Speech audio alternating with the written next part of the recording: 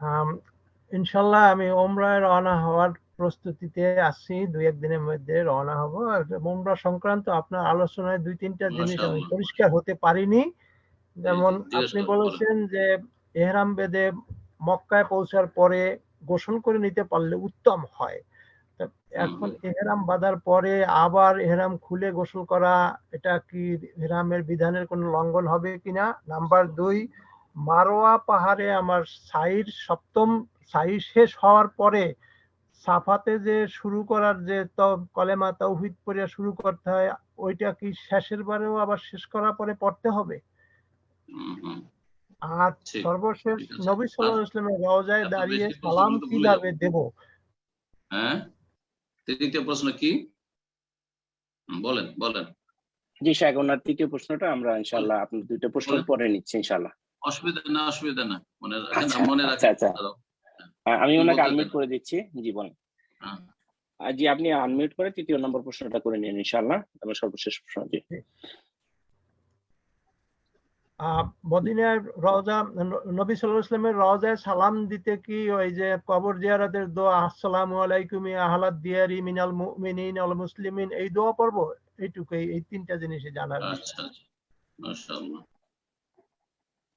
এগুলো হচ্ছে গুরুত্বপূর্ণ প্রশ্ন। এই ধরনের প্রশ্ন করবেন যেগুলি আপনার কাজে লাগে, অন্যদেরও কাজে লাগে। প্রথম প্রশ্ন আমার ভাইয়ের, যে তিনি উমরায় আসছেন, আল্লাহ যেন তৌফিক দান করেন, সহি সালামতি নিয়ে আসেন, সহি সালামতি নিয়ে যান। এইরকমই যারা উমরায় এসেছেন, আসছেন, হজে আসবেন, আল্লাহ রাব্বুল আলামিন আল্লাহর মেহমানদেরকে যেন আল্লাহ হেফাজত করেন যেখানেই তারা থাকবেন, এবং সহি সালামতে আপনজনদের কাছে আল্লাহ যেন ফিরে যাওয়ার তৌফিক দান করেন, উমরা যেন কবুল করেন। উমরা সম্পর্কে প্রথম প্রশ্ন, যে উমরার আলোচনাতে শুনেছি যে মক্কা এসে গোসল করা ভালো। এক তো মিকাতে গোসল করা, যদি মিকাতে নামেন তাহলে। কিন্তু মিকাতে যেহেতু নামছেন না, বাংলাদেশ থেকে আসবেন ফ্লাইটে, তাহলে আপনি যখন এহরামের কাপড় পরিধান করেছেন, ফ্লাইটে ওঠার আগে হোটেলে আছেন অথবা ঢাকায় বাসায় আছেন, তখন গোসল করে বেরিয়ে যাবেন, গোসল করে পরিষ্কার পরিচ্ছন্ন হয়ে বেরিয়ে যাবেন।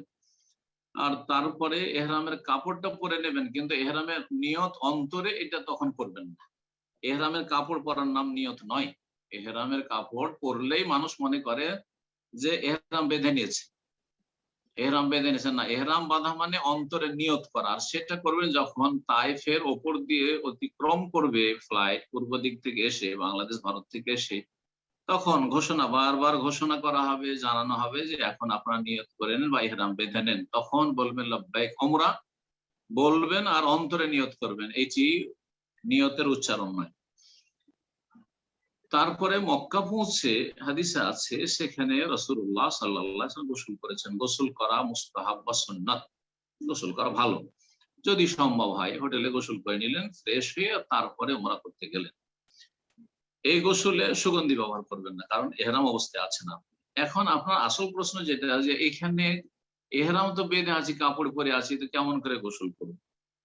এর একটা তরিকা হচ্ছে যে আপনি এহরামের যে সেলাইবিহীন কাপড় পরে আছেন, আরেকটা জোড়া আপনার সেলাইবিহীন কাপড় থাকবে, সেটা পরে গোসল করে ভিজিয়ে দিলেন আর কাপড় বদলে নেবেন। তো সেলাইবিহীন কে বদলাবেন সেলাইবিহীন দিয়ে, মাঝখানে সেলাই করা কোনো কাপড় পরবেন না, অর্থাৎ লুঙ্গি সেলাই করা লুঙ্গি পরবেন না, পায়জামা পরবেন না, জুব্বা পরবেন না। এক কথায় 2 জোড়া আছে, এক জোড়া ভিজিয়ে দিলে আর এক জোড়া বদলে নিলেন। আর না হলে জায়েজ আছে কাপড় খুলে গোসল করা, নির্জনে জায়েজ আছে। আপনি ইহরামের কাপড় খুলে রেখে দিলেন দুটো, আর তারপরে গোসল করে নিয়ে আবার সেটাই পরে নিলেন, কিন্তু গোসলের সময় আপনি লুঙ্গি পরে নিলে যেটা সেলাই আছে না, জায়েজ নয়। গেঞ্জি পরে নিলে জায়েজ নয়, জুব্বা পরে নিলেন জায়েজ নয়, এক কথায়। তো এই দুটোর একটা আপনি করতে পারেন, এভাবে গোসল করতে পারেন। এহরামের অবস্থায় যদি আপনি 10-20 দিন থেকে যান, যেমন কেরানে যারা আসে, আপনি গোসল করবেন না, অবশ্যই গোসল করবেন, প্রতিদিন গোসল করেন, কোনো অসুবিধা নেই। কাপড় বদলাতে থাকবেন, কিন্তু সেলাই করা কাপড় দিয়ে বদলাবেন না, সেলাইবিহীন কাপড় বদলাবেন। সেলাইবিহীন কাপড় পরেছিলেন সেটা খুলবেন, আবার সেলাইবিহীন কাপড় পরবেন, এইভাবে। 2 নম্বর যে প্রশ্নটি করেছেন সেটা হচ্ছে সাফা মারোয়া যখন সাই করবো, মারোয়াতে যখন সপ্তম চক্কর শেষ হবে, তখন কি সেখানে দোয়া পড়ার কথা মনে হয় বলেছেন, যে সেখানে কি সেই দোয়া পড়বো? আর মনে হয় এটাই, যদি আমি মনে রেখে থাকি ঠিক। আর যদি ভুল হয়ে থাকে তো বলবেন একরাম ভাই, অথবা উনি বলবেন, উনি তো শুনছেন। না, এখানে আর কিছু পড়ার নাই, যে সপ্তমবারে পড়বেন না সেখানে কালেমা তাওহীদ পড়া লা ইলাহা ইল্লাল্লাহু ওয়াহদাহু লা শারীকা লাহু লাহুল মুলকু ওয়া লাহুল হামদু ওয়া হুয়া আলা কুল্লি শাইইন কাদির, যেহেতু 7 বার পুরা হয়ে গেছে এখানে আর কোনো কিছু করার নেই। যখন আপনি মারওয়াতে উঠে আবার সাফার দিকে যাচ্ছেন তখন এটা পড়বেন, কিন্তু আপনি 7 বার পুরা করে দেওয়ার পরে সাফাই শুরু করেছে, মারওয়াতে 7 চক্কর শেষ হয়ে গেল, তাহলে এখান থেকে সোজা আপনি বেরিয়ে যাবেন, যে কোনো দিক দিয়ে বেরিয়ে যান, বাইরে দিয়ে বেরিয়ে যান, আবার মসজিদ হারামের ভিতর দিয়ে, বা এই সাফার দিকে বেরিয়ে যাচ্ছেন, ওই দিক দিয়ে আমার রাস্তা সুবিধা সেদিকে বেরিয়ে চলে যাচ্ছে, কিন্তু আর সেখানে কালেমা তাওহীদও পড়বেন না, লা ইলাহা ইল্লাল্লাহু ওয়াহদাহু আনজাযা ওয়াদাহু ওয়া নাসারা আবদাহু ওয়া হাযামাল আহজাব ওয়াহদাহু, সেটাও পড়বেন। ঠিক। তৃতীয় প্রশ্ন করেছেন যে মদিনা এসে যখন নবী করিম সাল্লাল্লাহু আলাইহি ওয়াসাল্লামের কবর জিয়ারত করব, আবু বকর সিদ্দিকের, ওমর রাদিয়াল্লাহু তাআলা আনহুম আজমাইন কবর যে 3 জনের জিয়ারত করব, মা আয়েশা রাদিয়াল্লাহু তাআলা আনহার পক্ষে রয়েছে, তখন কি সেই কবর জিয়ারতের দোয়াটি সাধারণ দোয়াটি পড়ব, আল্লাহুম্মা আসসালামু আলাইকুম আহলাদ দিয়ার মিনাল মুমিনিন ওয়াল মুসলিমিন ওয়া ইন্না ইনশাআল্লাহ বিকুম লাহিকুন নাসআলুল্লাহ লানা ওয়া লাকুমুল আফিয়া, এটি পড়লে জায়েজ, কিন্তু এটি পড়া আসলে উত্তম না, বরং সেখানে রাসূলুল্লাহ সাল্লাল্লাহু আলাইহি ওয়াসাল্লামকে সম্বোধন করে আপনি সালাম পেশ করবেন, আসসালামু আলাইকা ইয়া রাসূলুল্লাহ, আসসালামু আলাইকা ইয়া খায়রা খালকিল্লাহ, যদি বলতে পারেন ঠিক আছে, না হলে ইয়া রাসূল যথেষ্ট, আসসালামু আলাইকা ইয়া রাসূলুল্লাহ, আসসালামু আলাইকা ইয়া রাসূলুল্লাহ যথেষ্ট। সালাম বলবেন, একটু এগিয়ে যাবেন, সামান্য সরে যাবেন, হ্যাঁ, যে সামনের দিকে যা যাচ্ছেন বাবু সালাম দিয়ে, তো একটু এগিয়ে আবার বলবেন আসসালামু আলাইকা ইয়া খলিফাতা রাসূলিল্লাহ, মানে আবু বকর সিদ্দিক রাদিয়াল্লাহু তাআলা আনহুকে সম্বোধন করি আসসালামু আলাইকা ইয়া খলিফাতা রাসূলিল্লাহ, কারণ আবু বকর সিদ্দিককে রাসূলুল্লাহ খলিফায়ে রাসূলুল্লাহ বলা হয়, উমর রাদিয়াল্লাহু তাআলা আনহুকে আমিরুল মুমিনিন বলা হইতো, আসসালামু আলাইকা ইয়া আমিরাল মুমিনিন, আসসালামু আলাইকা ইয়া আমিরাল মুমিনিন, এইভাবে বলবেন, এটাই হচ্ছে উত্তম সুন্নাত তরিকা।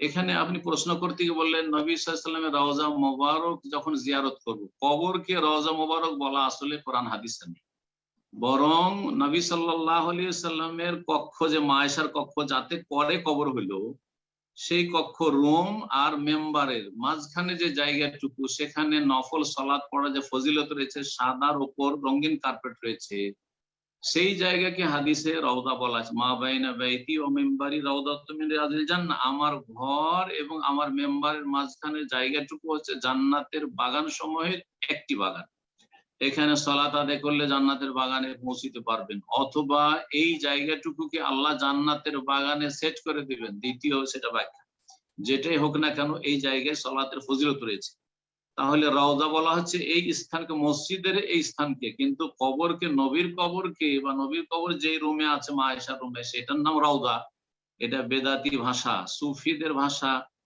তাদের কাছে কবর 3 ভাগে বিভক্ত, নবী সাল্লাল্লাহু আলাইহি ওয়াসাল্লামের কবর রওজা মোবারক, আর যেসব কবরের পূজা হচ্ছে, চিস্তির কবর, জিলানির কবর, আর শাহজালালের কবর, শাহপুরানের কবর, এগুলি হচ্ছে মাজার শরীফ, আর আপনার আমার বাপ মায়ের কবর হচ্ছে কবর, এইরকম ভাগ নেই, সবগুলি কবর, সবগুলি কবর।